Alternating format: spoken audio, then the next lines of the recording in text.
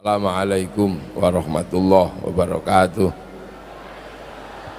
Bismillah, alhamdulillah, wassalatu wassalamu ala rasulillah Sayyidina Muhammad ibn Abdillah wa ala alihi wa ashabihi wa azwajihi wa dhurriyyatihi wa ahli baitihi wa man tabi'ahum bi ihsan ila yaumil qiyamah.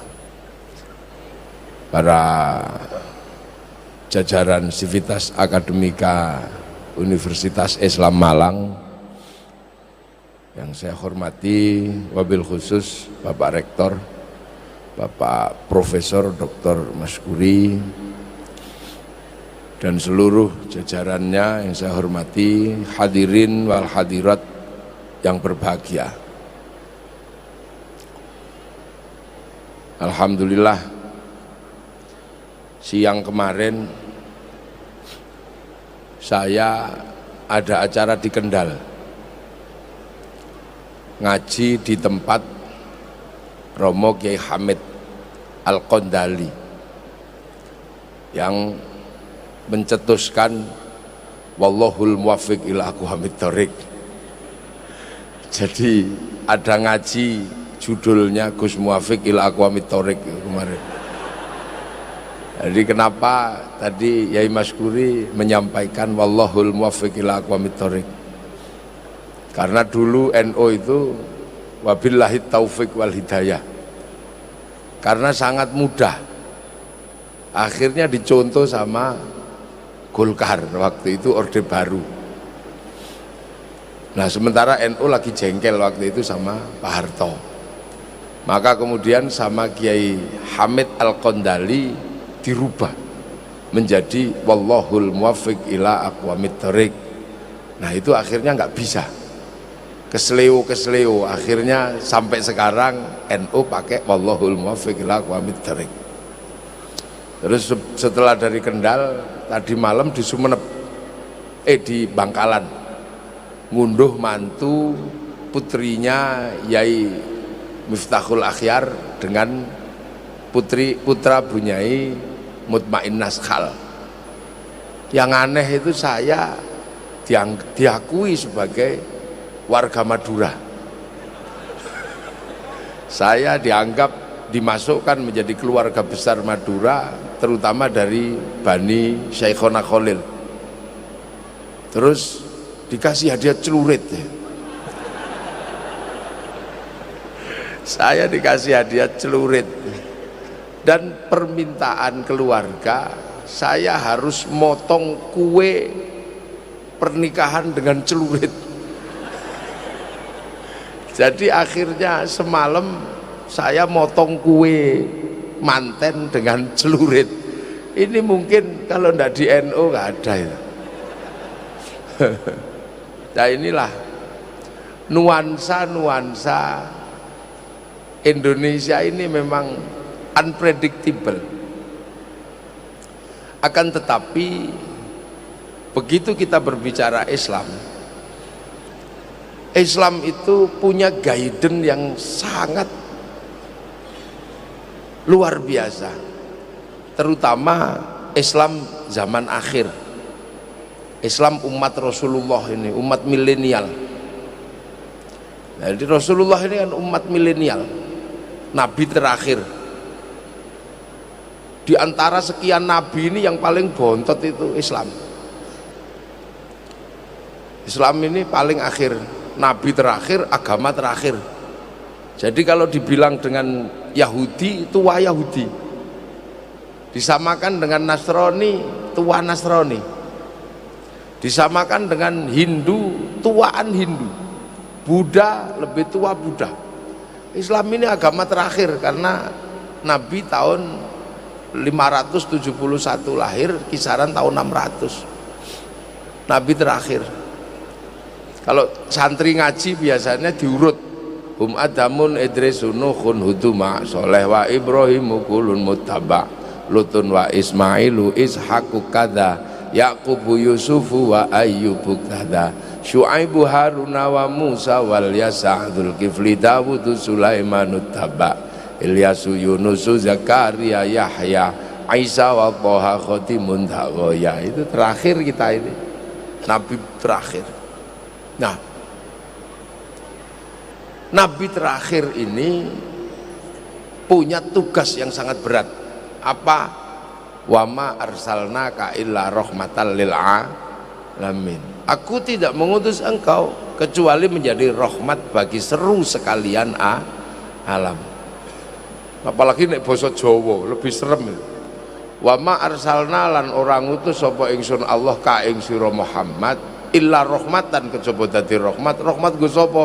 Lil alamin, kedue wong alam kabeh. Kalau orang Jawa sudah bilang wong itu waspada, karena wong itu bukan cuman manusia, kambing juga wong. Lah sawahmu kok mbok pageri ngopo? Pangan wedhus, wong wedhus kok ora dicancang. Wong. Lu kalau sudah bicara wong itu sudah bicara semesta. Lu bahkan kerupuk iya wong. Ngopo kok ra kuliah mencret? Ngopo mangan kerupuk entek sak blek. Wong kerupuk dientekno sak blek kok mencret. Sampai telek iku wong. Ngopo dipel mesjide? Teleki pitik. Wong telek munggah masjid wong telek. Lu kalau sudah bicara wa ma arsalnaka illa rahmatan lil alamin, orang Indonesia luar biasa maknai. Wong alam kabeh. Nah, ini berbeda. Nabi Adam itu diutus menjadi khalifah pertama. Itu urusannya masih sekitar urusan keluarga, anak-anaknya, itu Islam. Nabi Idris baru sekampung. Nabi Nuh ya sak kampung gitu aja, yang banyak kan kewannya. Makanya penumpang kapalnya yang paling banyak itu kewannya. Dan belum punya mobilitas yang memungkinkan untuk bertemu dengan sesama anak manusia. Umatnya Nabi Musa itu baru ketemu orang Mesir dan Filistin. Belum ada umat Nabi Musa ketemu sama orang Madura, itu enggak ketemu. Belum ketemu sama orang Malang, belum ketemu. Makanya belum ada umat Nabi Musa tuku apel di Malang, enggak ada. Umat Nabi Isa baru ketemu orang Romawi. Kita bisa bayangkan umat Nabi Ibrahim ya Filistin, Mesir lah, belum ketemu sama orang Lumajang, belum ketemu sama orang Irian. Jadi konteks rahmatan lil alamin itu diberikan kepada Rasulullah karena apa? Tanggung jawab kenabian ini manusia sudah menyebar ke seluruh dunia. Sudah jadi manusia yang berbeda-beda. Nah, ini Nabi Muhammad harus masuk ke seluruh wilayah di seluruh dunia. Makanya bekalnya beda. Islam itu bekalnya beda dengan umat-umat yang sebelumnya. Apalagi umat milenial ini nggak perlu kemana-mana. Umat Nabi Muhammad yang hari ini nggak perlu kemana-mana, nggak perlu rekreasi. Cukup tidur bisa berselancar di dunia maya. Ini orang milenial sambil tidur bisa nengok orang India, tinggal ketik aja bokong India keluar. Ini umat milenial ya. Ini enggak kebayang lah 10 tahun yang lalu, 20 tahun yang lalu kita nggak kebayang ada makhluk kayak kita itu. 20 tahun yang lalu kita pengen lihat Arab, kita pengen lihat Afrika, kita pengen lihat India, itu nunggu flora dan fauna nyetrum ke aki gitu, nanti akinya habis ya mingkup TV-nya. Kalau nggak ada flora fauna kita nggak lihat Afrika. Sudah ditunggu selama setengah hari, begitu keluar Pak Harmoko Klompen Capir, kadang keluarnya Pak Murdiono, itu capek itu. Sekarang mana ada, tinggal tidur kita itu. Tengu Afrika keluar, Kinjeng kawin itu keluar, Banser tiba metu. Artinya apa? Umat Rasulullah ini memang umat di mana titik pertemuan itu, titik pertemuan dunia ini pasti terjadi. Cara wong Jawa ubenging cokro manggilingan, wis muter, wis tepung gelang. Orang Jerman menyebutnya Zeitgeist. Terus petuk pisan. Ya, gimana petuk. Sambil turu loh itu, maka umat Islam ini bekalnya adalah bekal yang cukup apa? Cukup bernuansa yang disebut bernuansa sosiologi dan antropologi. Contoh, ya ini contoh. Ada hal yang paling tidak terjamah. Apa? Urusan manusia dengan Allah. Ini tidak terjamah. Cuman ka'annaka tarahu fa illam takun tarahu fa innahu yaraka. Udah deh, kamu ibadah seolah-olah kamu lihat aku, kata Allah. Kalau kau nggak lihat, yakin aku lihat kamu. Makanya ketika kita asyhadu an la ilaha illallah wa asyhadu anna muhammadar rasulullah, cukup wa kafa billahi syahida muhammadur rasulullah. Sebut sama Allah, asyhadu an la ilaha illallah wa asyhadu anna muhammadar rasulullah. Nah, terus kemudian sholat. Sholat ini bekal kaum muslimin untuk mengingat bahwa kaum muslimin itu manusia ini berbeda dengan yang lain.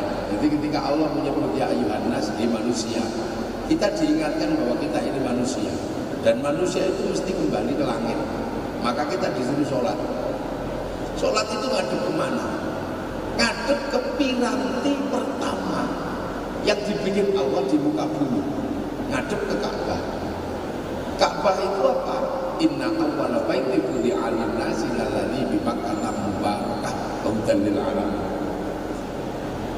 Jadi ini adalah piranti sosiologi antropologi utama agar manusia tidak lepas kalau manusia itu adalah makhluk dari langit yang cepat atau lambat kembali ke langit. Maka disuruh ngadep ke situ. Oh yo, so aku mati, mungkin bahasanya. Sudah, habis nengok situ, manusia itu disuruh haji. Suruh haji, Islam itu disuruh haji. Nabi sebelumnya nggak disuruh haji. Haji itu nanti puncaknya di mana? Wukuf di Arafah. Ketika wukuf di Arafah, apa yang dilihat? Jabal Rahmah. Jabal Rahmah itu apa sih sebenarnya? Manusia, umat Islam mesti ke situ agar gak kaget kalau ketemu manusia yang berbeda. Karena itu titik pertemuan manusia pertama antara Nabi Adam dan Siti Hawa. Suruh nengok situ. Oh ya, inilah titik awalnya. Maka dipelihara sama Allah titik itu agar nanti manusia akhir zaman ini tidak kehilangan kaidah. Suruh nengok. Oh iya, iki jenengane sofa apa jenengane apa?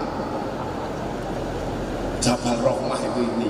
Ternyata semua dulu dari sini. Jadi Cina ya dari sini, jadi Afrika ya dari sini, jadi Eropa ya dari sini, jadi Indonesia ya dari sini. Oh iya, berarti semua manusia itu titiknya sama. Hidupnya ada, oh titiknya bodoh. Oh dari sini. Sehingga umat Nabi nggak perlu kaget ketika ketemu bangsa yang berbeda. Oh ya dari sini, karena bacanya beda-beda semua. Jadi makanya kaum muslimin ini punya watak tidak pernah membedakan anak bangsa. Kenapa? Karena diajarkan dia Jabal Rahmah tentang apa? Titik awal pertemuan manusia sebelum berbangsa-bangsa bersuku. Setelah itu ada kisah dalam Al-Quran, titik ini pernah hilang dan akhirnya kemudian titik ini dicari dengan Nabi Ibrahim. Nabi Ibrahim bawa anaknya nyari. Nah ketemu, ditata ulang Ka'bah ini, dibangun ulang sama Nabi Ibrahim dengan berdoa, Rabbana ini askantu min dzurriyyati biwadin ghairi dzi zar'in 'inda baitikal muharram Rabbana liyuqimus sholata waj'al afidatan minan nasi tahwi ilaihim warzuqhum minas tsamarati la'allahum yashkurun. Akhirnya gaiden manusia ini terbangun ulang. Begitu terbangun ada problem. Apa? Pergeseran peradaban pecah menjadi dua. Karena apa? Karena Nabi Ibrahim punya dua pewaris besar, yang satu Ishak, yang satu Ismail. Nah, yang satu Ishak, yang satu Ismail. Dari Ishak lahir Yakub. Yakub ini orang menyebutnya Israel, punya anak 12 dikenal dengan nama Bani Israel. Lah Bani Israel ini melahirkan manusia yang bangun peradaban besar. Yang satu Musa membangun Yahudi, yang satu Isa membangun Nasrani. Lah di antara Yahudi Nasrani ada namanya Dawud, ada namanya Sulaiman, yang sama-sama sampai sekarang masih sama-sama kuat. Dawud masih dikenal puasan Dawud, bahkan bintangnya masih dipakai, bintang David ini kan dipakai oleh Israel sekarang. Makanya Israel ini ahli logam dunia, karena Nabi Dawud itu terkenal ahli logam. Maka ini logam, produk awalnya Israel itu logam, seluruh logam itu dari ilmunya orang Yahudi. Maka penguasa dunia sekarang masih Yahudi karena eranya era logam. Nah, yang paling bisa ngadepi ya nanti orang Jawa, tapi nggak tahu kapan, karena orang Jawa punya spesifikasi ahli logam. Alat musik Arab itu terbang terbuat dari kayu dan kulit, alat musik Eropa terbuat dari kayu dan tali, gitar. Alat musik kita ini gamelan terbuat dari logam. Hanya bangsa yang menguasai ilmu pertambangan yang maju dan penguasaan metalurgi yang mapan mampu membuat alat musik dari logam. Nah itu. Nah, umat Nabi Muhammad dari jalur Ismail ini pasti akan ketemu dengan keturunan Nabi Ibrahim dari sisi yang lain. Loh, makanya agar kalau ketemu itu nggak kaget, maka kemudian Ibrahim ini menjadi guidance berikutnya, dan dikenal oleh semua agama. Islam menyebutnya Ibrahim, istrinya Sarah. Yahudi menyebut Abraham, istrinya Sarah. Nasrani menyebut Abraham, istrinya Sarah. Nah, Hindu menyebutnya Brahma, istrinya Saraswati. Itu kan Sarah, Saraswati, itu kan sama aja sebenarnya. Ini tugasnya Pak Maskuri ini untuk mengajarkan anak-anak Unisma untuk melakukan penelitian yang lebih komprehensif. Karena nama ini sama, Ibrahim Sarah, Abraham Sarah, Brahma Saraswati. Nah, agar umat Islam ini nggak kaget ketemu saudara tuanya, maka ditarik ke belakang suruh ibadah haji, bahwa semua bersumber dari Ibrahim. Tempat tilasnya Nabi Ibrahim suruh nengok, namanya makom Ibrahim. Tempatnya Nabi Ismail suruh nengok, namanya Khijir Ismail. Siti Hajar suruh nengok, Sofa Marwa. Lempar setan suruh ngulang, Jamarat Ula, Wusto Aqobah. Nah, itu biar gak kaget ketemu saudara tuanya. Dan harus ada resolusi konflik kalau ketemu. Makanya kemudian ada subhanalladzi asra bi abdihi lailan minal masjidil haram ilal masjidil aqsa. Kenapa minal masjidil haram ilal masjidil aqsa, bukan minal masjidil haram ilal borobudur? Linuriyahu min ayatina innahu huwas samiul basir. Kenapa samiul basir bukan azizul jabbar?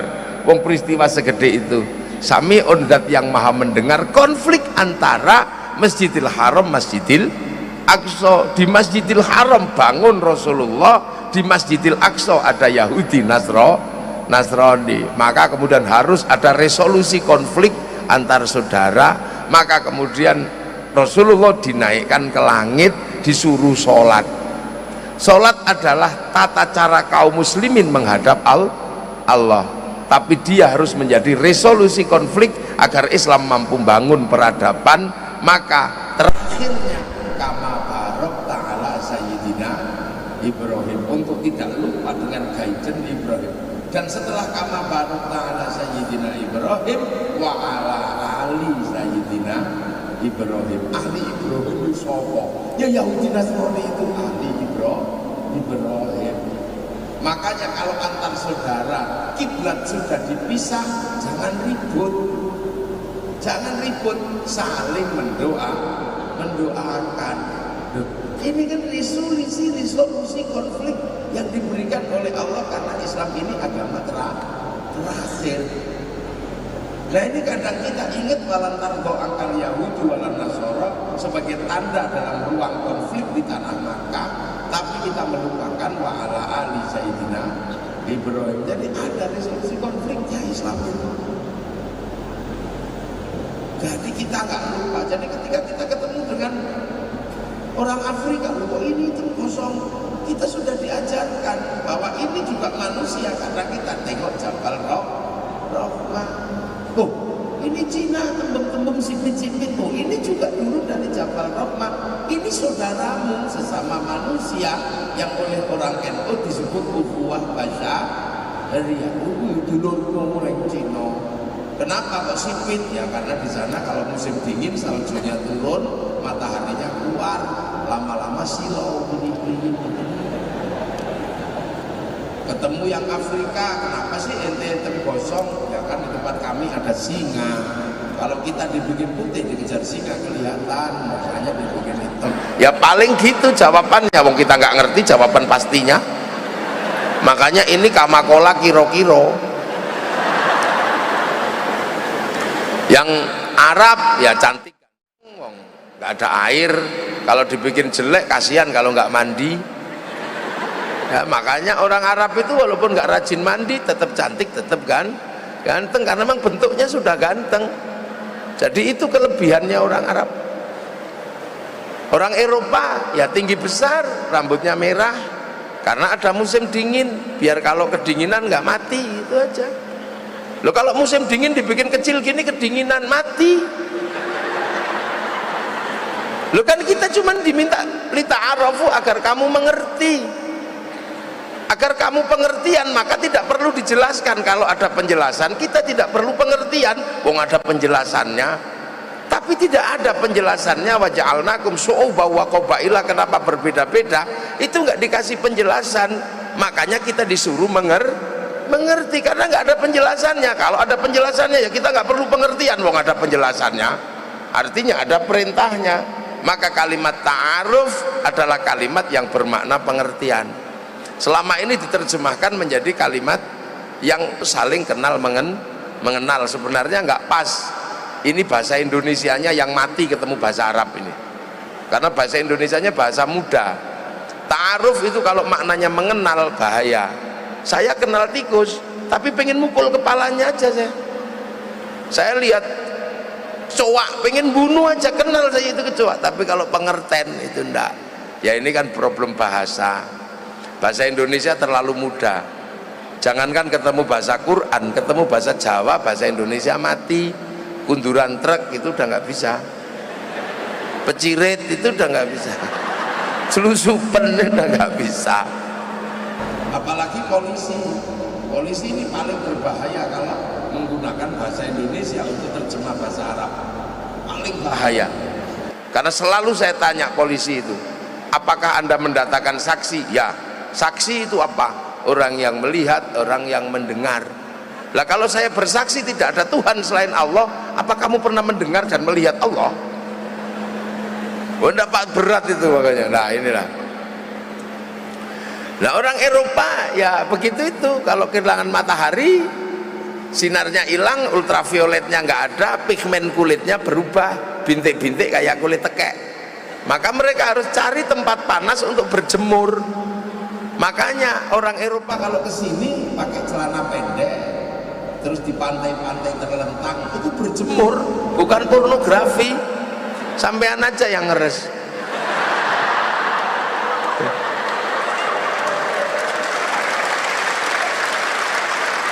Loh, makanya siapapun nanti di antara sampean semua ada yang jadi pemimpin negeri ini, tidak usah membuat perda syariat turis masuk ke Indonesia harus pakai jilbab, nggak usah.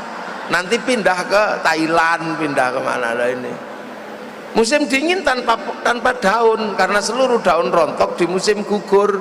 Yang tidak rontok cuma daun cemara. Makanya kalau Natal itu pakai daun cemara, bukan saking hebatnya daun cemara, ya itu aja yang nggak rontok. Natal itu kalau asli Malang bisa daun apel, bisa daun jambu, bisa daun apa saja. Makanya nggak usah emosi anak-anak Unisma, jangan tanam pohon cemara di depan masjid kami, itu pohon Kristen. Sejak kapan pohon punya agama?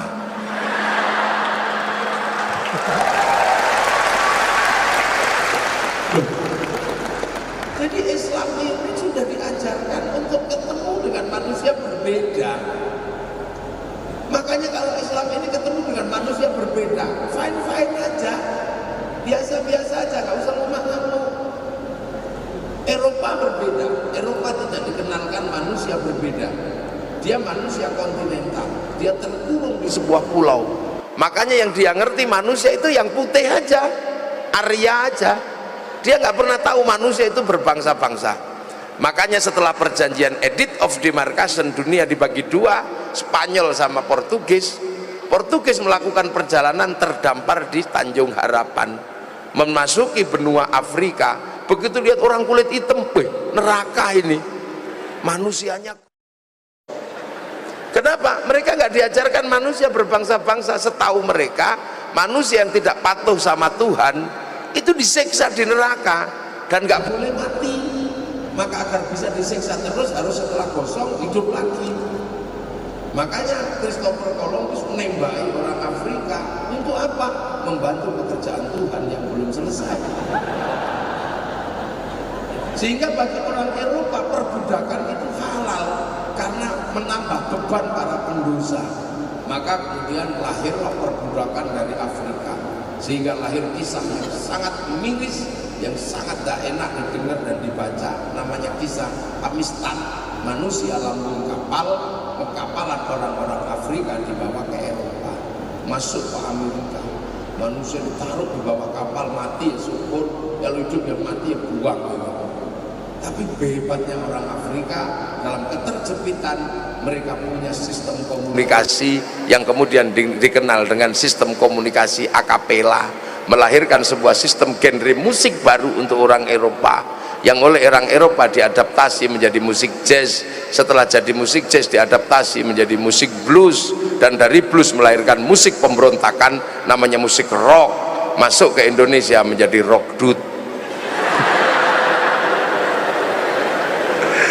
Nah, ini dari lambung kapal ini harusnya. Setelah itu ada Eropa yang dikenal dengan perjanjian Tratados de Tordesillas, di mana orang Eropa melakukan penyebaran ke seluruh dunia sebelum Saragossa perjanjiannya. Nah, orang Belanda, orang Portugis yang lain masuk ke Indonesia, lihat bangsa kok kecil-kecil, pesek-pesek, oh ini turunan monyet itu ini. Karena mereka diajarkan manusia kita adalah turunan Pithecanthropus erectus. Jadi kita ini bagi orang Eropa turunan monyet, dan kita bersepakat ya memang kita punya manusia tertua, artinya kita mengakui kita ini monyet. Maka kemudian ditembaki, ada Westerling, ada Daedalus. Ini sebenarnya karena pola pandang bahwa kita ini bukan manusia yang sempurna, ini turunan monyet. Tapi Islam tidak, sudah diajarkan manusia berbeda-beda. Makanya Islam ini ketemu dengan peradaban apapun menganggap manusia sama. Laqad khalaqnal insana fi ahsani taqwim. Kita ini manusia terbaik. Laqad khalaqnal insana fi ahsani taqwim. Nah inilah Islam. Makanya umat Islam ini sebagai umat terakhir sudah disiapkan sebenarnya untuk ketemu dengan siapapun tetap mandiri dan mampu membangun peradaban, tidak malah kemudian terbentur oleh luka masa lalu. Umat Islam harus cerdas benar-benar. Apalagi umat sekarang, umat Rasulullah di zaman Rasul, sahabat itu ketemu orang Cina aja kaget. Iya, tapi karena sudah digambarkan ketika pindah ke Madinah, sahabat ketemu orang Cina, kaget. Ya Rasul, apa? Di pasar itu ada orang aneh, kepalanya botak pelontos gitu, kumisnya kiri dan kanan, jenggotnya 12. Itu orang mana ya? Oh itu Cina, sahabatku. Utlubul ilma walau bisin, carilah ilmu ke negeri Cina. Akhirnya sahabat Sa'ad bin Abi Waqqas mencari Cina itu di mana, dicari sama sahabat Mu'ad. Dan akhirnya sahabat sahabat Sa'ad bin Abi Waqqas akhirnya menjadi tokoh terkenal di Cina, di tempat orang berbeda agama, berbeda suku. Sahabat Sa'ad bin Abi Waqqas menjadi pemimpin di masyarakat Cina. Karena apa? Tidak kufar kafir, enggak, biasa saja. Nah, makamnya masih ada sekarang. Sahabat Makkah waktu itu pindah ke Madinah, ketemu orang Yahudi aja baru pertama kali kaget. Ya Rasul, ada pedagang culas. Siapa? Yaitu kalau jualan selalu bilang perdagangannya baik padahal busuk.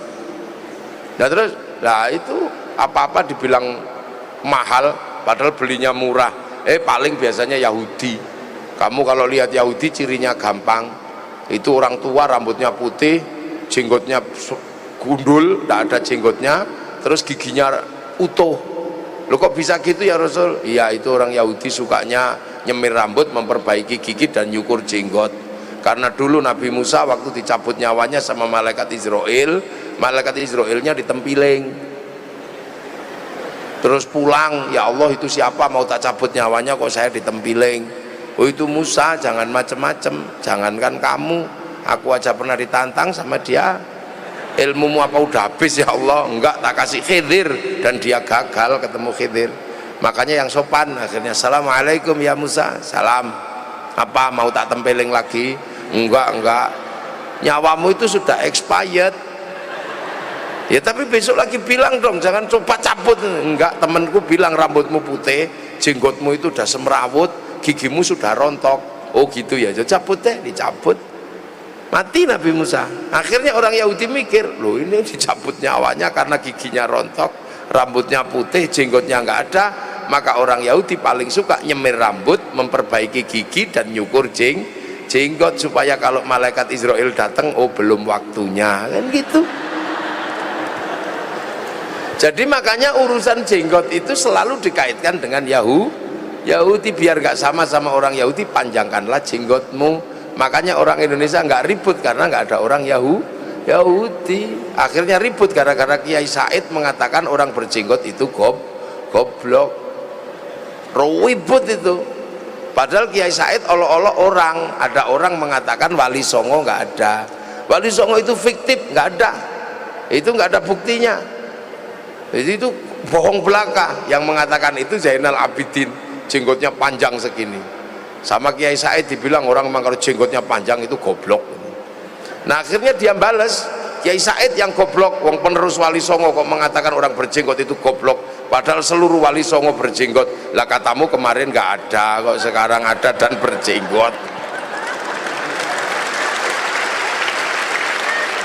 Nah itu makanya kan kiai-kiai nggak ada yang mempersoalkan jenggot. Lah itulah. Jadi sebenarnya kita ini memang harus siap menjadi umat masa depan yang tidak terbebani konflik masa lalu. Wong sudah diajarkan tengok Jabal Rohmah, kenapa kita ribut? Dan hari ini semua bangsa bersatu di sini, dan kita nggak perlu konslet. Seluruh bangsa bersatu di sini. Orang Jepang hadir saat ini, tapi bukan orangnya, mic-nya aja dia yang datang. Ini kan buatan Jepang ini. Itu buatan Jepang. Orang Korea nggak datang, yang datang Samsungnya. Orang Cina nggak datang ke sini. Tapi Banser itu nggak bisa ketahuan kalau Banser kalau nggak ada Cina. Orang Cina bikin mesin bordir untuk bordir tulisan Banser itu. Nah itu mereknya Butterfly. Lah ya orang Jepang dan orang Eropa bekerja sama bikin mesin printer. Akhirnya acara ini tulisannya tinggal di print gitu aja, sudah nggak butuh kardus semen. Dulu kan pakai semen terus ditempel-tempel, datang semua kok sekarang. Kalau kita pergi haji, yang datang orang Yahudi, bikinkan pesawat. Kalau istri kita jelek, yang datang orang Prancis, ngirim bedak sama parfum. Kalau bedak Malang mana orang mau, beras ditumbuk belonteng semua. Duh, ini kan bekal peradaban untuk kaum muslimin. Jadi nggak perlu kaget. Kita ketemu dengan bangsa apapun nggak usah kaget. Cina datang malam-malam bawa rokok, gudang garam, datang. Loh, makanya santri dan kiai mana ada yang suka kafir, itu nggak ada. Hancurkan Yahudi, kiai-kiai, alah Yahudi mati kita pergi kajinya renang, susah. Makanya menjadi manusia yang slow down, jadi tenang, ya saja. Alah, apa? Unisma, mana Unisma pernah terus hancurkan Yahudi? Tidak pernah dengar saya. Padahal beliau ini alumni langitan, orang yang setiap hari ngaji. Pak Paskuri ini, walaupun kalau sudah pidato kayak lulusan Eropa itu. Dahsyat. Ternyata lulusan langitan. Loh, ini kan, ini guidance awal umat Islam. Jadi Islam ini menggunakan sosiologi antropologi dasar untuk menjembatani antara masa lalu dan masa depan, dan kita diberikan secara mutlak. Makanya kalau Allahu Akbar ngadep sana ya, kita ngadep kiblat, ngadep ke inna awwala baiti wudi'a lin-nasi lalladzi bi Bakkah mubarakah. Terus kurang apa lagi? Kurang apa lagi? Itu loh kaum muslimin. Sekarang ketemu semua. Dan kita nggak pernah ribut. Makanya itu yang akhirnya menjadi jalan bagi para ulama. Jalan bagi para ulama ketika mengemban misi rahmatan lil alamin, mengemban misi rahmatan lil alamin. Sahabat, ini nggak terlalu berat. Paling berat perang itu aja, tapi mengemban misi rahmatan lil alaminnya masih enak, karena masih sekampung dengan Rasulullah, masih sekampung sama Rasul nyuruh makan 3 jari gitu ya, masih bisa, bang, sama-sama kurma roti. Yo kurban unta masih sama, lahir unta di sana. Jadi sahabat itu menduplikasi Rasul bisa hampir 100%. 90% masih bisa. Wong sama kok, secara sosiologi dan antropologi masih sama-sama Arab, hidungnya masih sama-sama mancung, tanahnya masih sama, makanannya sama, istri-istrinya wajahnya juga masih sama, mirip-mirip. Jadi nggak terlalu berat. Ada Rasulullah, makanya nggak ada majelis kajian Al-Quran, itu nggak ada di zaman sahabat. Wong sahabat itu bisa tanya langsung ke Rasulullah. Ada Quran berjalan, nah ngapain nanya-nanya? Makanya nggak ada konflik di zaman Rasul, biasa aja. Yang rajin sholat dan nggak rajin sholat ada jalan keluarnya. Ada yang sholatnya kayak Sayyidina Ali, dipanah kakinya nggak kerasa, ya ini bagus. Tapi ada yang senengannya tidur di masjid, jarang sholat, ya ada. Kalau Rasul datang ke masjid, bangun, salaman, capcuk, tidur lagi, ada. Dan nggak menjadi masalah karena masih ada Rasulullah. Coba kalau sekarang itu ditempilingi orang kayak gitu, capcuk, tidur lagi. Coba ada Rasul keluar masjid ditanya, ya Rasul kiamat kapan? Nggak usah nanya kiamat. Kiamat itu bekalnya ibadah, kamu tidur tok, sangumu apa? Saya nggak bekal ibadah ya Rasul. Nah bekalmu apa? Ya seneng engkau aja. Hah? Seneng tok? Iya. Nggak jalan kan? Enggak. Cinta kan tidak harus memiliki ya Rasul. Nah, yang gitu juga ada. Ya sudah kalau gitu Rasul berangkat. Ya Rasul jangan pergi dulu. Apa? Aku kan sudah jujur cinta sama engkau. Engkau cinta sama aku enggak? Ya iyalah, wong kamu cinta sama aku, masa aku enggak? Yes, katanya. Apa? Ya kalau Rasul cinta sama aku kan nggak mungkin Rasul ninggalkan aku di neraka. Pasti aku diajak kan ya Rasul? Iya, man ahabbani kana ma'i fil jannah. Ya sudah, yes, lari dia. Sahabat Abu Bakar dengar kayak gitu kaget. Lu kok nggak modal masuk surga? Ya Rasul, apa? Saya dengar tadi itu orang itu nggak modal masuk surga, itu gimana? Cuman seneng tok. Iya Abu Bakar, seneng tok gitu masuk surga. Iya, nggak modal. Ya cuman dia itu begitu modelnya. Lah kalau dia nggak modal aja masuk surga, apalagi aku, kata Sayyidina. Anak tak kasihkan, unta tak kasihkan, surgaku depan ini pasti, kata Sayyidina. Akhirnya Sayyidina Abu Bakar saking senengnya joget, iya, jubahnya berkembang sampai mengangkat jubah Sayyidina Abu Bakar. Itulah yang akhirnya jadi manhaj torekohnya Sayyid Jalaluddin Rumi, namanya torekoh Maulawiyah, yang sekarang lebih dikenal dengan nama Wirling atau tari sufi. Zaman Rasul nggak ada masalah karena secara sosiologi, antropologinya sama, terduplikasi secara utuh. Jadi kalau dalam teori hermeneutika satu yang namanya real life, kenyataan hidup Rasulullah terduplikasi secara utuh, ya kan gitu, ya utuh.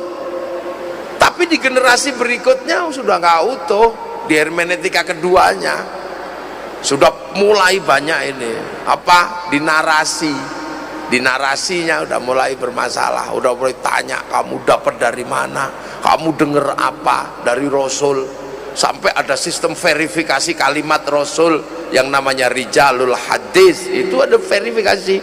Itu di hermeneutika kedua setelah real life bersama sahabat. Kamu dengar apa dari Rasul? Ya kata ini, bener kamu kata ini, bener, ini, oh nggak bisa, ini kalau kencingnya suka di pinggir jalan, nggak boleh meriwayatkan kalimat Rasul. Oh ini suka nipu, oh nggak boleh. Oh, akhirnya diverifikasi. Rasul kenapa dulu?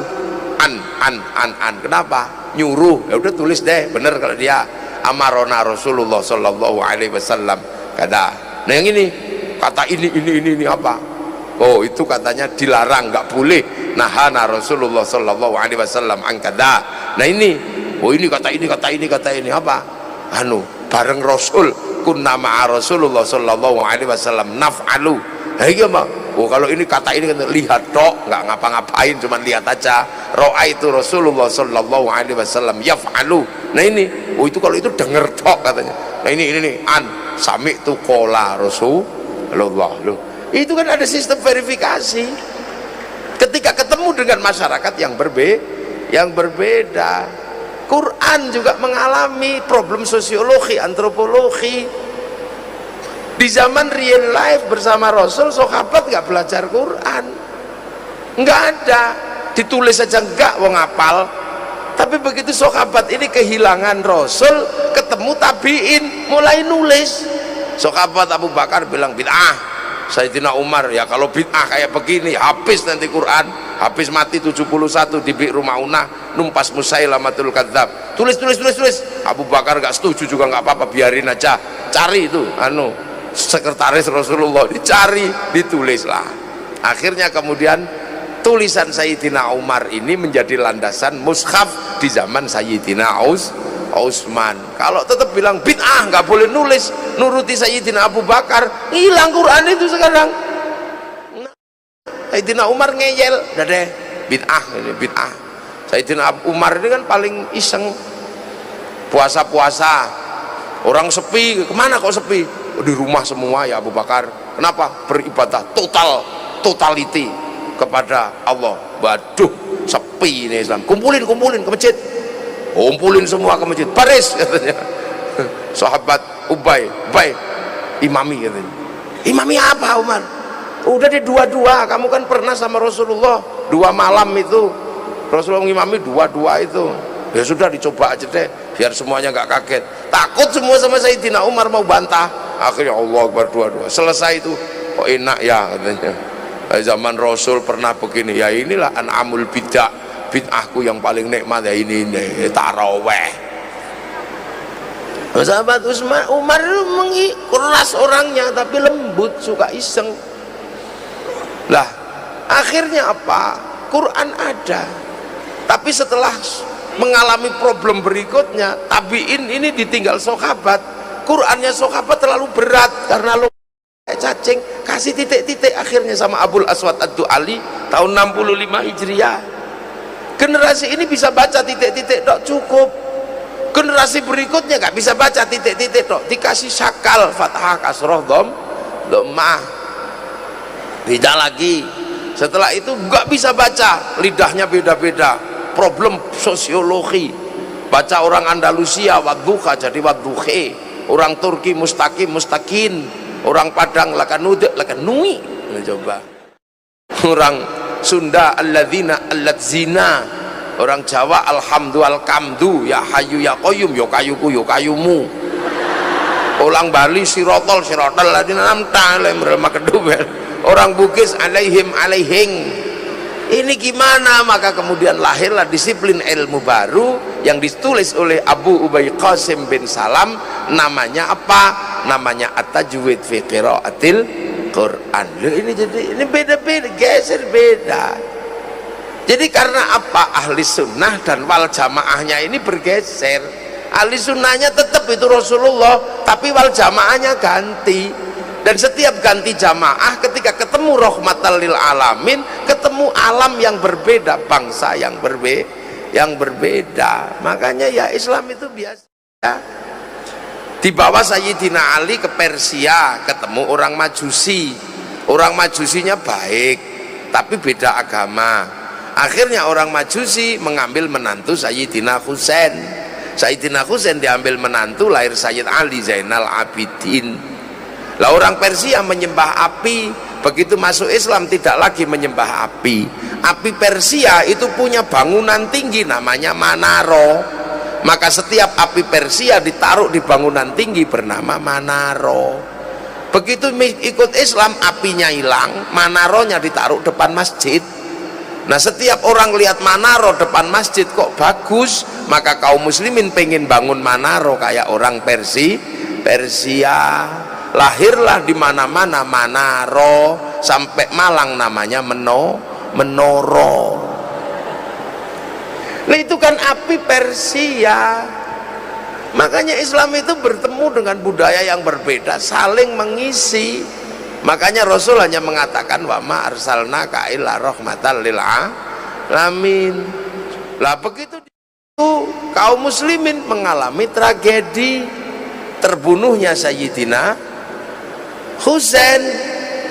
Dan ini yang menginspirasi budaya masyarakat Islam hampir di seluruh dunia. Peristiwa itu dikenal dengan peristiwa Karbala yang terjadi di bulan Asyura. Nah itu menginspirasi di Indonesia. Makanya bulan Asyura sampai ke Indonesia disebut bulan Suro. Jadi bulan Suro itu sesungguhnya adalah buntutnya Asyura. Karena orang Indonesia kalau ngambil kalimat Arab atau apapun ekornya saja. Zainal Abidin Bidin, Zainal Abidin Ipin, Muhammad Mat, itu biasa kan orang Indonesia. Makanya ada santri Unisma datang ke rumah, siapa namamu? Matali Kiai. Oh, Mat itu Muhammad, bukan Matto. Muhammad Ali kamu. Nah ini Mat Rohman Kiai. Oh ini kamu Muhammad Rohman, bukan Mat Rohman. Oh iya Kiai, Mat itu dari Muhammad, maka yang panjanglah Muhammad Ali Muhammad Rohman. Oh iya Kiai, terima kasih, saya baru tahu kalau Mat itu Muhammad. Nah rumahmu mana? Malang Kiai. Malangnya di mana? Di Noyo. Di Noyonya mana? Itu belakang Muhammad Drosa. Ya kalau madrasah gitu aja, nggak usah pakai Muhammad Drosa.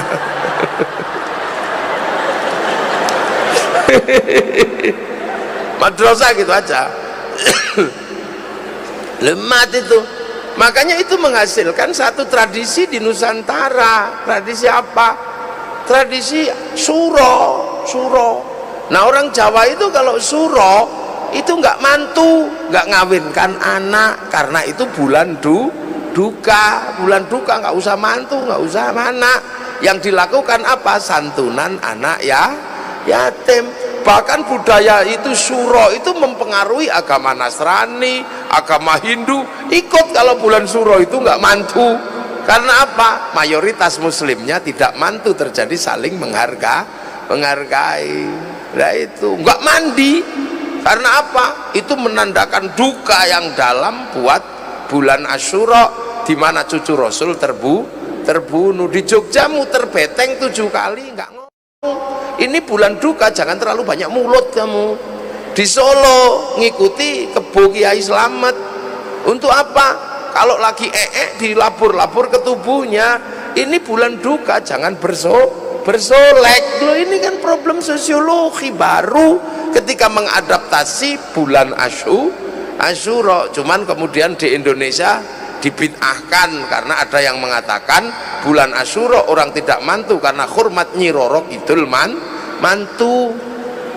Nah, ini kejahatan pengetahuan. Yang membelokkan itu namanya Ngabdullah. Ngabdullah itu orang bakaran pati, nggak kuat jadi santri, pindah ikut Belanda, akhirnya dikenal dengan nama Kiai Tunggul Wulung. Nah, itu dia nulis 2 serat, satu serat Sabdo Palon Noyo Genggong, yang satu Darmo Gandul Gatholoco. Sabdo Palon Noyo Genggong menjelaskan bahwa yang nyerang Majapahit adalah Demak. Jadi kurang ajarnya anak nyerang bapaknya, padahal yang nyerang Majapahit itu Girindrawardana, Raja Kediri. Girindrawardana turunan Jaya Katuang, yang Jaya Katuang dibantai oleh Wijaya pendiri Majapahit. Wijaya membantai Jaya Katuang karena Jaya Katuang membunuh Kertanegara, sementara Kertanegara mertuanya Wijaya. Jaya Katuang balas dendam karena Kertajaya, Raja Kediri, diserang oleh Kenarok tahun 1222. Sehingga apa? Sehingga kemudian dendam antara Kadiri dan Singasari diselesaikan di zaman Girindrawardana nyerang Majapahit. Nah, Girindrawardana diserang sama Raden Fatah, bukan berarti nyerang bapaknya. Bapaknya Raden Fatah yang namanya Brawijaya V diserang Girindrawardana, yang nyerang bapaknya diserang sama Demak. Tapi oleh Sabdo Palon Noyo Genggong dijelaskan bahwa yang menyerang Majapahit adalah Demak, sehingga Majapahit akan nagih janji 500 tahun ke depan. Setelah itu dia juga nulis serat Purno namanya Darmo Gandul Gatholoco. Ini yang Abdullah ini. Darmo Gandul ini yang terima gandul tok. Telur 2 itu terima gandul. Gatholoco itu olok-olok orang Islam yang sunat, gatule melonco. Itu aja. Maka Darmo Gandul Gatholoco tidak sempurna hidupnya kalau belum ketemu Dewi Perjiwati. Farji kan artinya itu. Dan ini kan Darmo Purno ini lah. Makanya orang kalau nggak paham ini ribut. Kenapa? Karena ini jalurnya sana. Misalnya terus kemudian orang Jawa ketika pergi haji ke Gunung Merapi, itu orang Jawa kuno pergi haji ke Gunung Merapi. Ini banyak sekali yang ribut, padahal ini problem sosiologi antropologi Jawa. Kenapa? Karena Islam ketemu sama orang Hindu, beratnya luar biasa. Karena simbol Hindu dan simbol Islam secara faktual mirip, sama-sama tumpuan batu. Yang Islam tumpuan batu namanya Ka'bah, yang Hindu tumpuan batu namanya candi.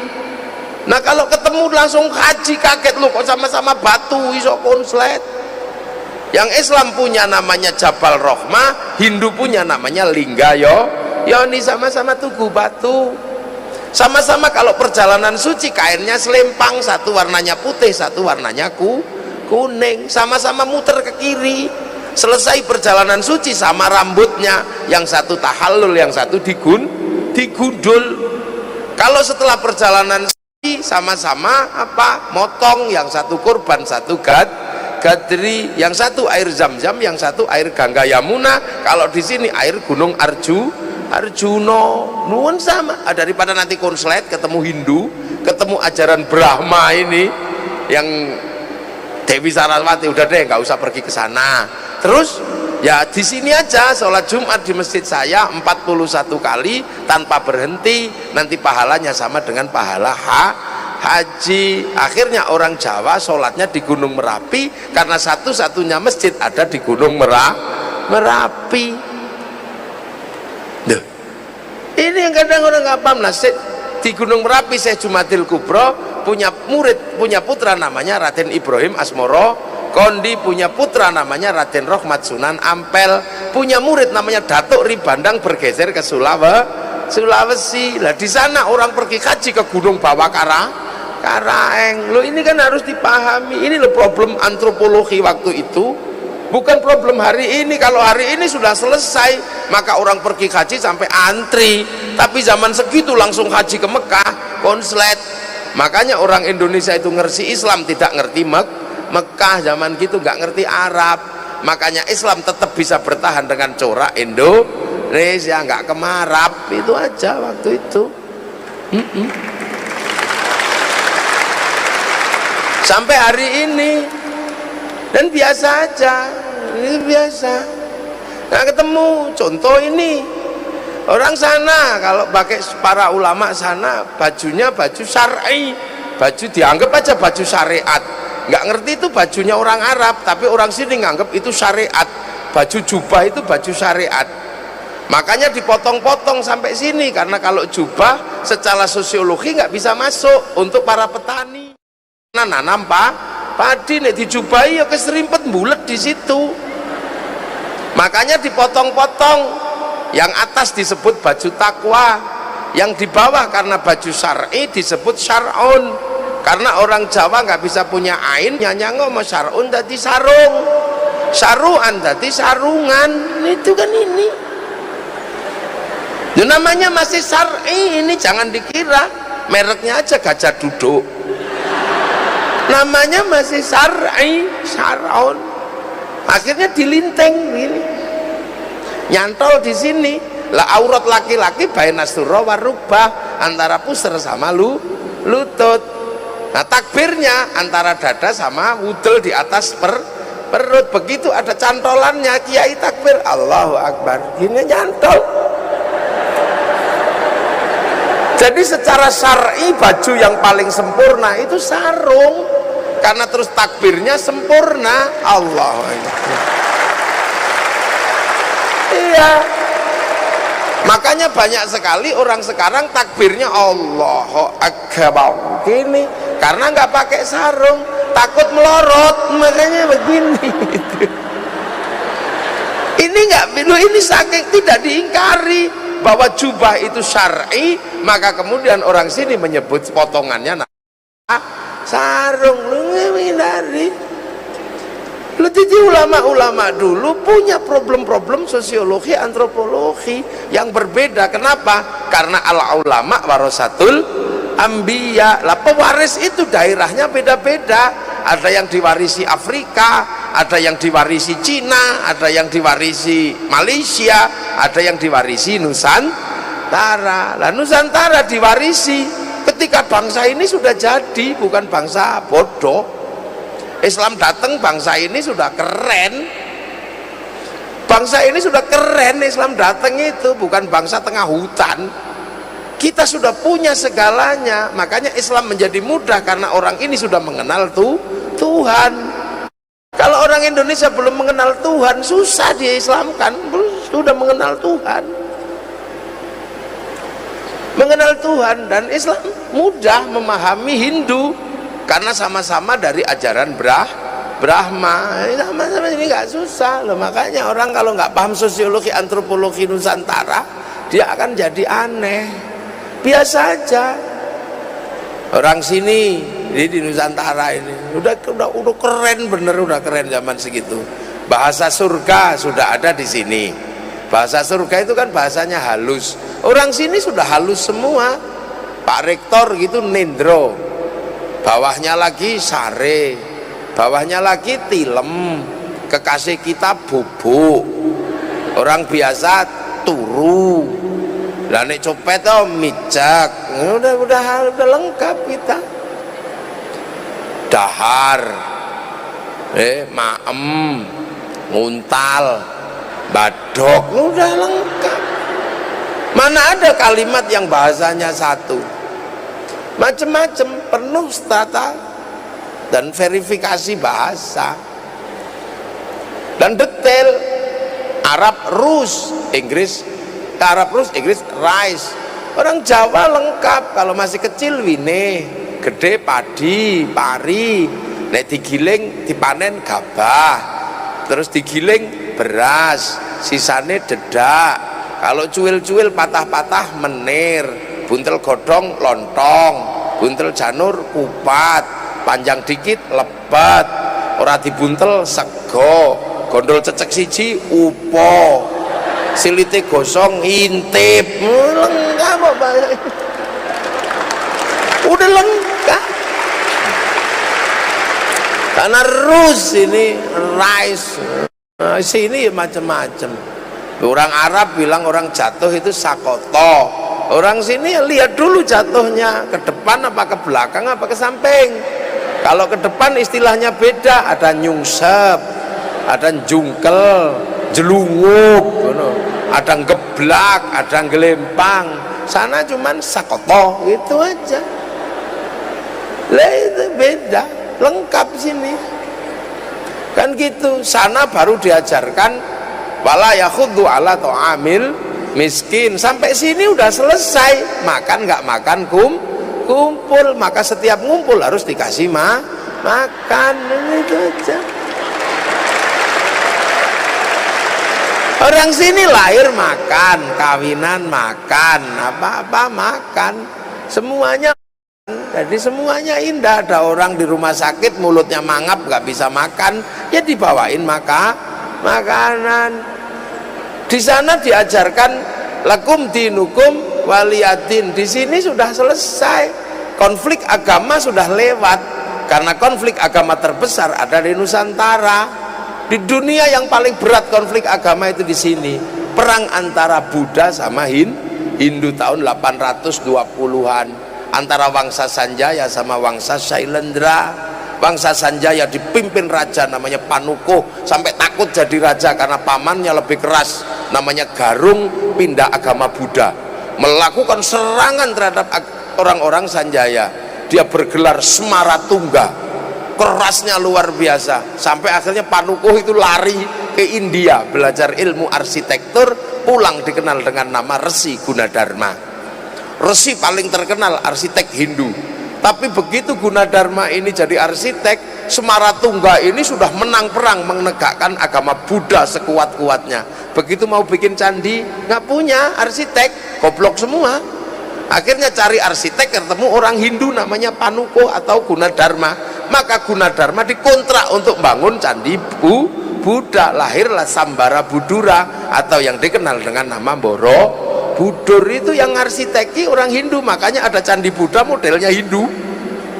Setelah bangun candi dan terlihat mulai bagus, putrinya Semaratungga yang raja Buddha yang ekstrim namanya Pramodawardhani jatuh cinta sama orang Hindu namanya Panukuh atau Gunadarma. Akhirnya nggak mau, Semaratungga mesti menikahkan anaknya dengan orang Hindu. Makanya nggak usah serius-serius konflik 01 dan 02, nggak usah serius-serius,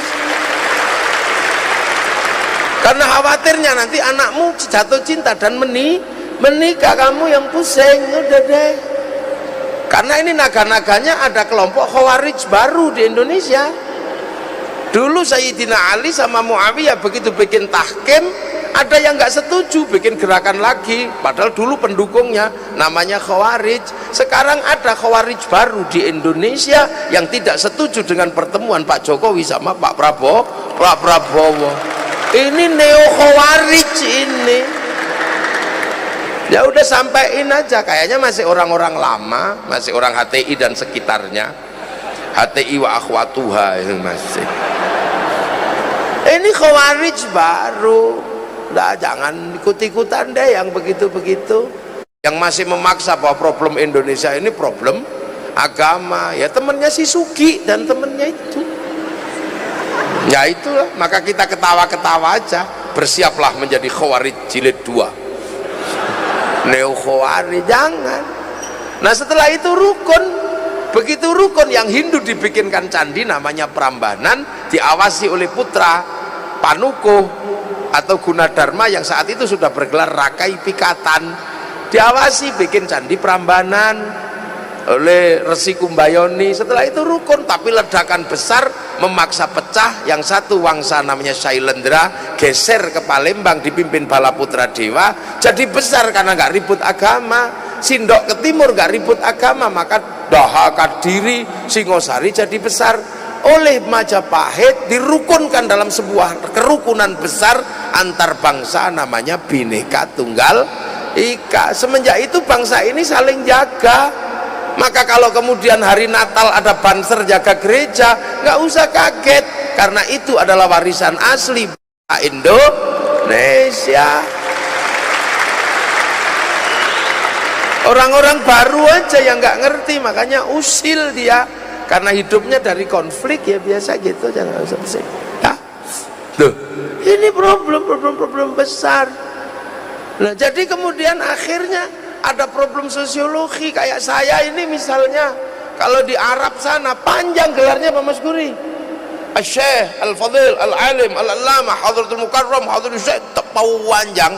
Sampai sini ya kiai gitu aja, gak usah panjang-panjang.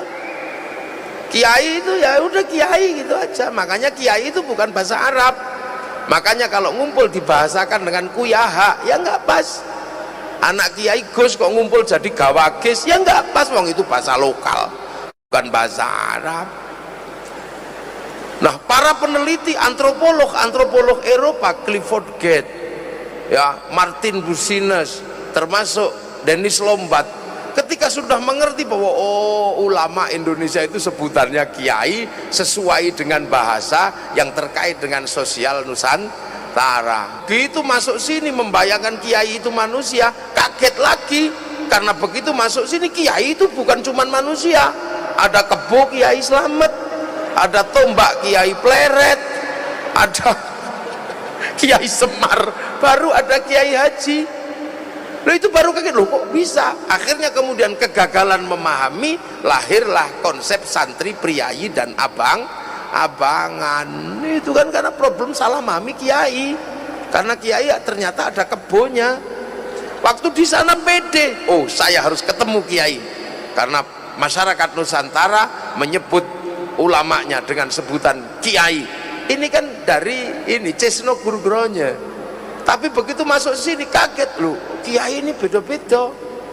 Sama kayak sekarang, orang pasti bingung. Begitu masuk Malang, semua produk roda 2 itu Honda. Bingung semua, lu kok Honda kabeh? Hondamu apa? Mio. Lu ki Honda kok Mio?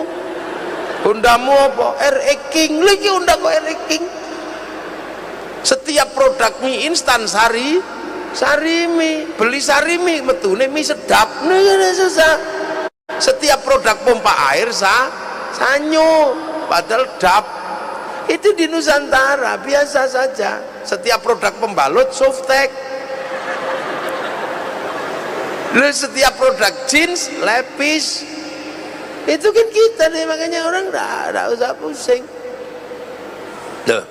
Nah ini jadi ada hal-hal besar. Sholat ya sembayang gitu. Nah sembayang ya ada yang ke gereja, ada yang ke masjid, ada yang ke pura, musola langgar. Nah ini apa yang terjadi sesungguhnya? Ini sesungguhnya adalah karena harus ketemu dengan peradaban yang sudah maju. Sementara Islam mengajarkan mathaluhum fit Taurat wa mathaluhum fil Injil kazar'in. Islam itu seperti tanaman, maka ya tanam gitu aja.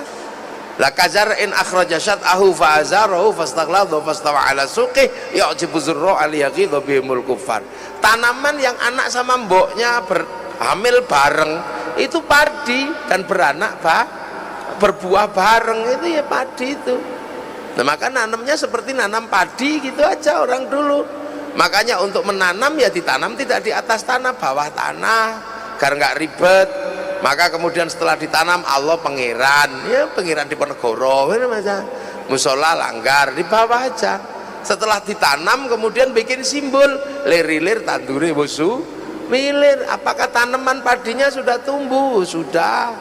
Nah itu tak ijo royo-royo, tak senggo manten anyar, maka pakai tandur istilahnya. Nah itu kemudian jadi kalimat sandi. Kalau ada orang masuk ke Majapahit dicegat sama Raden Husein, kamu masuk Majapahit ini tandurmu gimana? Oh tandurku sudah tumbuh ijo royo-royo. Oh ini mesti Islam. Tandurmu piye? Entek bathok wereng. Oh ini enggak Islam. Bawa blimbing ya, tapi di sana nggak bisa manjat, terlalu lunyu. Oh ini Islam. engko blimbing ndak entek bathok codot ora Islam gitu ya. Telik sandi zaman Majapahit.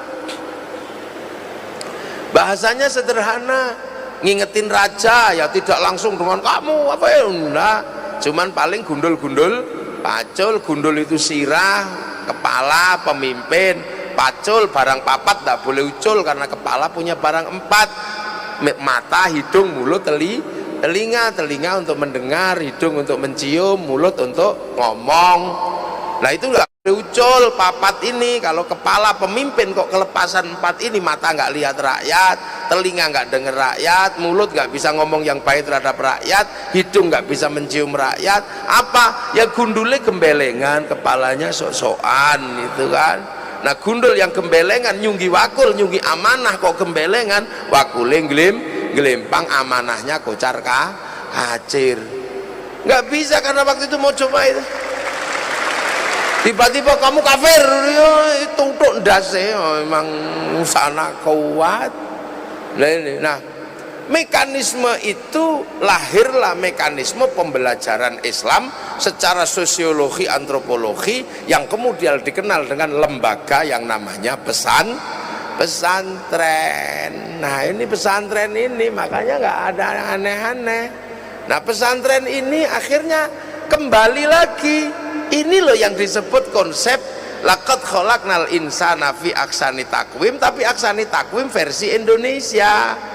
Maka ajarkanlah amanu wa amilus sholihat, tapi amanunya orang Indonesia berliku-liku karena ketemu dengan warasatul anbiya, budaya Nusantara berliku-liku. Imannya sahabat ketemu Rasul langsung enak, imannya tabiin, imannya kita belok-belok panjangnya luar biasa. Ibarat sirotol mustaqim, sirotol ladinanya banyak. Misalnya Unisma, ini ruangnya Kiai Tolha Hasan, apa Hasan ya? Kiai Tolha Hasan. No. Kiai Tolha Hasan yang barusan meninggal, ya Tolha Hasan. Itu orang Lamongan. Kiai Tolha Hasan itu orang gelap namanya. Gelap Lamongan, desanya apa kecamatannya Laren. Di situ Pak Tolha itu. Nah itu turunannya Yai Mustafa namanya. Itu ya gitu. Yai Tolha itu dulu dapat pelajaran pertama ya dari bapaknya, itu dari keluarga Yai Mustafa. Yai Mustafa itu muridnya Yai Hasyim Asy'ari. Yai Hasyim Asy'ari itu muridnya Kiai Asy'ari, Kiai Khalil, Kiai Soleh. Berliku, Yai Asy'ari ketemu Iman, ketemu Yai Khairon Purwodadi. Kalau nggak ketemu Yai Khairon mungkin juga nggak iman. Nah Yai Khairon bisa ketemu Yai Abdul Wahid Solotigo. Yai Abdul Wahid Solotigo ketemu Yai Abdul Halim Boyolali. Yai Abdul Halim Boyolali ketemu sama Yai Sufyan di Tuban. Yai Sufyan muridnya Kiai Jabar Tuban. Yai Jabar muridnya Kiai Abdurrahman Lasem, muridnya Mbah Abdul Halim Benowo. Mbah Benowo ini belajar sama Mbah Cokrojoyo Sunan Geseng. Sunan Geseng belajar pada Sunan Kalijogo. Sunan Kalijogo belajar pada Sunan Bonang. Sunan Bonang meliku-liku imannya belajar pada Sunan Ampel. Sunan Ampel belajar pada Babrohim Asmoro Kondi, belajar pada Syekh Jumatil Kubro. Syekh Jumatil Kubro atau Jamaluddin Al-Husaini Al-Kabir belajar pada namanya Said Muhammad Pase, belajar pada Said Ahmad Jalaluddin Campa, belajar pada Said Abdul Malik Mongol, belajar pada Said Alawi Amil Fakih, belajar pada Said Ahmad Sokhib Mirbat, belajar pada Said Ali Khalid Qasam, belajar pada Said Alwi, belajar ke Said Muhammad, belajar ke Said Alwi, belajar ke Said Ahmad Al-Muhajir, belajar ke Said Isa, belajar ke Said Ubaidillah, belajar ke Said Muhammad, belajar ke Said Ali Uraidi, belajar pada Said Ja'far Shodiq, belajar pada Sayyid Bakir, belajar pada Sayyid Ali Zainal Abidin, belajar pada Sayyidina Hasan Husain, belajar pada Sayyidina Ali. Lah ini yang belajar langsung ke Rasulullah Muhammad Sallallahu Alaihi Wasallam.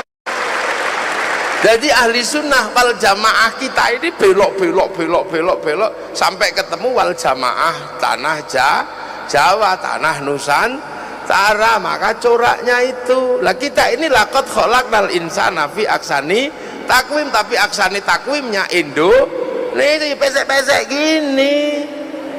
Iyalah makanya harus diajarkan amanu wa amilus sholihat. Akhirnya terbentuklah konsep amanu wa amilus sholihat lewat pendidikan pesantren. Tapi para wali dulu nggak lupa, amanu wa amilus sholihat harus mendapatkan jaminan keamanan. Jaminan keamanannya apa? Watini wa zaitun wa puri sinina wa hadzal baladil amin. Ini sumpah Allah kepada Nabi Nuh, wujudnya buah tin. Sumpah Allah kepada Nabi Isa, Nabi Ibrahim, itu zaitun. Sumpah Allah kepada Nabi Musa, wujudnya gunung Tursina. Sumpahnya Allah kepada Nabi Muhammad apa? Wa hadzal baladil amin. Dan demi keamanan dan ketentraman sebuah bangsa dan negara. Loh, maka amanu wa amilus sholihat harus mendapatkan jaminan teritori baladil amin. Maka para ulama dulu selain mengajarkan amanu wa amilus sholihat, membentuk teritori baladil amin. Caranya apa? Kerajaan Islam nggak bisa masuk, maka dibentuklah model baru namanya musyarakah yang dikenal dengan bahasa masyarakat. Kalau sudah musyarakah masyarakat harus saling bertanggung jawab, bukan raja dan hamba, tapi antara raja dan hamba harus saling bertanggung jawab. Dibentuklah model masyarakat baru dengan sistem Rasulullah, kullukum ra'in wa kullu mas'ulun an ra'iyati. Maka raja dan hamba dihilangkan menjadi ra'iyah, yang sekarang diserap menjadi rakyat. Kalimat ra'iyah atau rakyat untuk menyebut warga negara Nusantara adalah ajaran Rasulullah Muhammad sallallahu alaihi wasallam.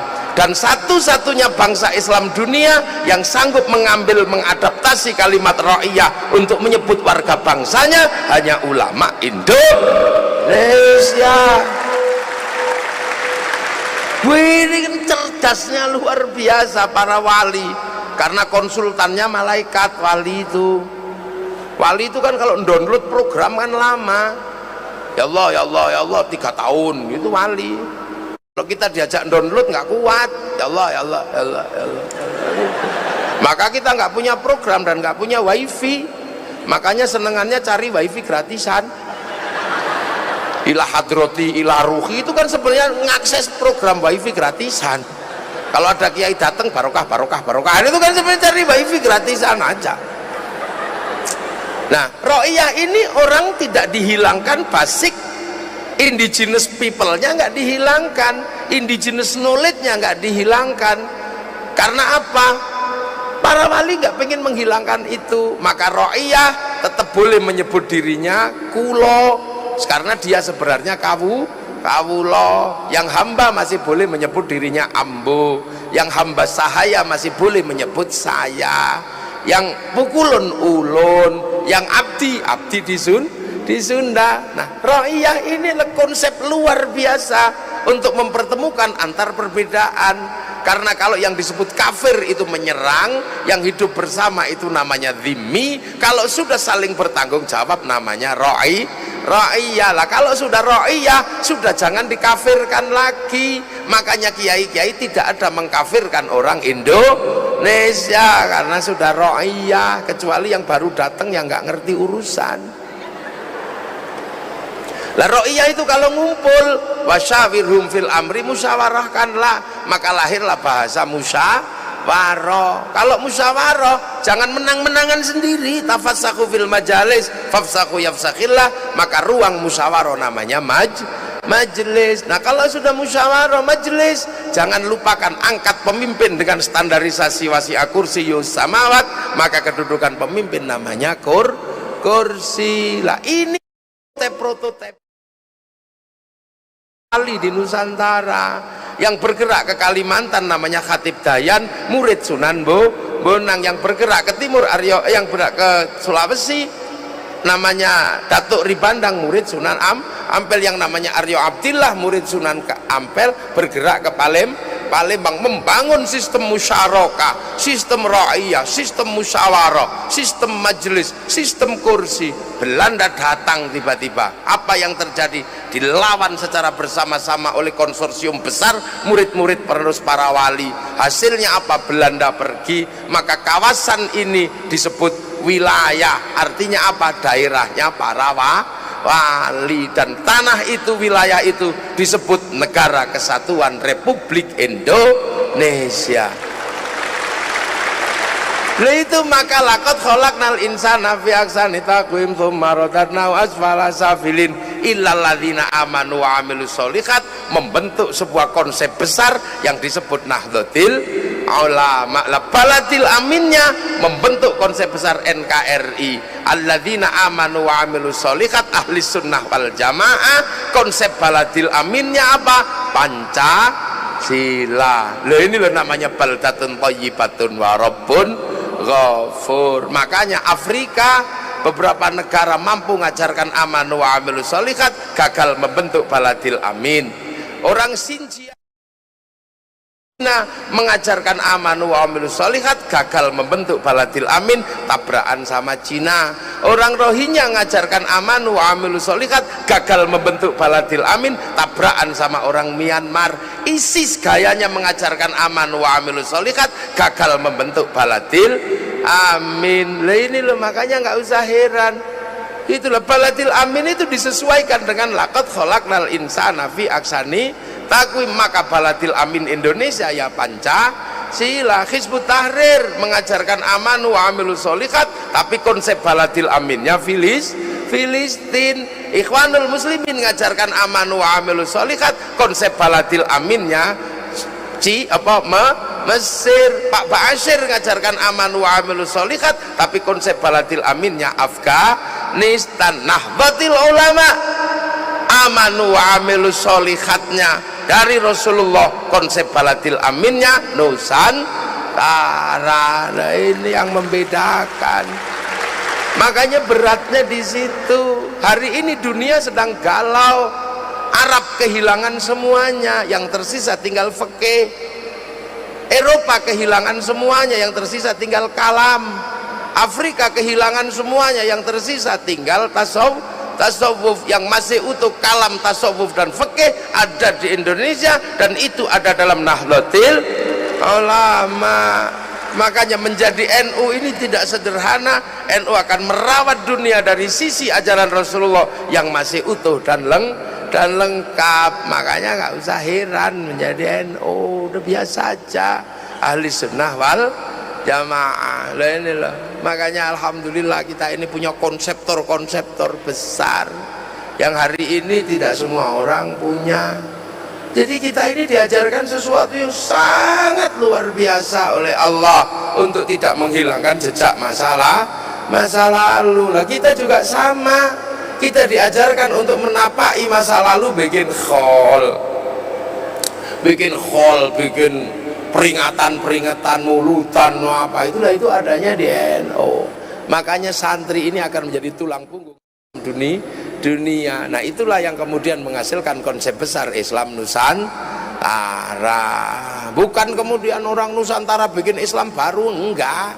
Ya Islamnya tetap Islam, tapi orang Nusantara dengan gayanya Nusantara. Sholat sama sholat, orang Nusantara nyumbang beduk. Karena di Nusantara orang masih sibuk di sawah jam 11:30, maka sholat zuhur mundur 1:30. Itu orang Nusantara. Ulama tahu. Allahu Akbar, Allahu Akbar, ahing biasa. Nggak datang ya Robana, masih nggak datang ya tombo ati. Wong capek ya nomboni atine dhewe ge. Masih nggak datang baru ngamuk diurugi jangan. Ini problem sosiologi yang menghasilkan satu kenyataan antropologi. Tidak bisa ya. Terus di sini biasa aja orang sholat Allahu Akbar, pasti beda, wong sinyalnya jauh. Kan pemancar lokal sini, kalau di sana Allahu Akbar. Makanya orang sini kalau sholat agak molor-molor. Subuh di Arab sana sholatu khairum minan naum. Itu orang Arab, yang deket sinyalnya, maka sholatnya panjang, tidurnya pendek. Lah kalau sini kebalik, sinyalnya jauh, maka sholatnya pendek, tidurnya panjang. Sholatu khairum minan naum.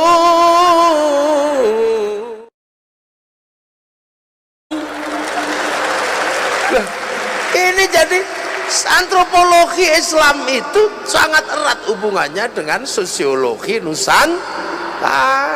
Hanya biasa aja lah ya kan. Maka kemudian belajar la ilallah, la ilallah, la ilallah. Kenapa sih gede-gede kalau zikir? Ya kan kita bukan sahabat. Kalau sahabat zikir diem masuk wifi-nya Rasulullah. Apalagi kalau di tethering ya online. Nah kalau muridnya ulama kok ikut diem dia tidur. Puasa ini adalah apa? Teks ajaran, tapi menghasilkan problem sosiologi, antropologi. Kalau orang nggak paham ada urusan sosiologinya. Khaitil abyadi khaitil aswati, sinar putih dan sinar hitam di sini nggak kelihatan, kehalang sama gunung Semeru, kehalang sama jambu. Kalau di Arab langsung kelihatan karena padang pasir. Maka biar orang sini nggak bablas pakai imsak peringatan. Terus di sini hawanya dingin, kata kiainya kalau puasa jangan melek, kamu tidur aja. Karena kalau melek bahaya. Karena orang sini keluar rumah lihat jambu, lihat mangga. Orang Arab lihat padang pasir. Nggak ada orang pengen makan padang pasir, nggak ada. Orang sini pengen jambu, pengen mangga depan rumah. Daripada kamu nggak khusuk, tiduro. Lah kalau tidur dalilnya apa kiai? Naumu shaimin ibadatun. Tidurnya orang puasa itu ibadah. Lah ya, akhirnya kiainya sepi. Begitu kiainya sepi, akhirnya kiainya ke pasar beli mercon. Akhirnya di sini dador mercon. Tidur di sini kalau malam nyenyak karena hawanya dingin. Maka takut kebablasan anak-anak kecil, sahur ora sahur sakarepmu, sahur ora sahur sakarepmu. Loh, ini kan sosiologi agama sebenarnya. Antropologi agama muncul di tempatnya para ulama karena kondisinya berbeda. Nah, habis itu halal halal. Kenapa?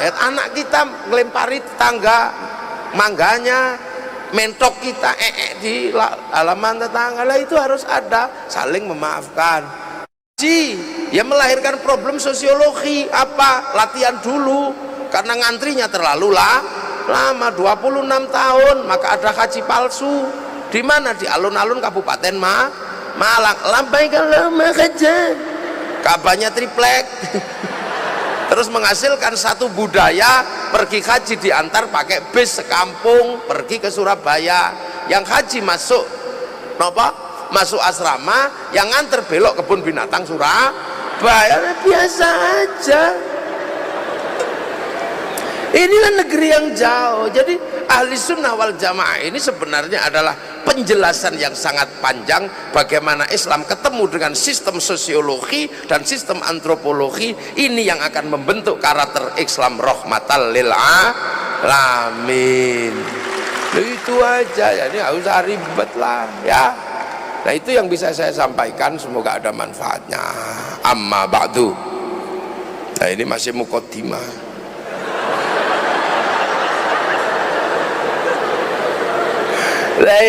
Inilah ya Allah. Orang kalau memahami ini kan enak, jadi nggak ribet. Ketemu dengan bangsa manapun ya nyantai, ketemu agama berbeda juga nyantai, tenang. Ya, nah itu harus menjadi daya nalar yang luar biasa buat orang Yunisma. Ini apa? Karena bagaimanapun juga Islam tidak boleh menjadi bagian dari residu masa lalu, tapi Islam mengemban misi peradaban untuk membangunkan sakofah, membangunkan tamadun. Untuk apa? Ini loh Islam ya'lu wala yu'la alaih, baru akan terjadi. Bukannya kalah terus minum kencing unta, itu mundur kamu.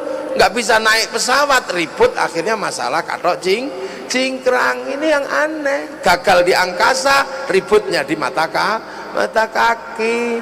Gagal di penelitian fisika dan biologi, malah kembali minum kencing unta. Ini kegagalan di masa depan jangan membuat kita mundur ke masa lalu semata-mata, tapi kita diajarkan oleh para ulama al-muhafadzatu 'alal qadimi salih wal akhdhu bil jadidil aslah. Ihdinas siratal mustaqim. Assalamualaikum warahmatullahi wabarakatuh.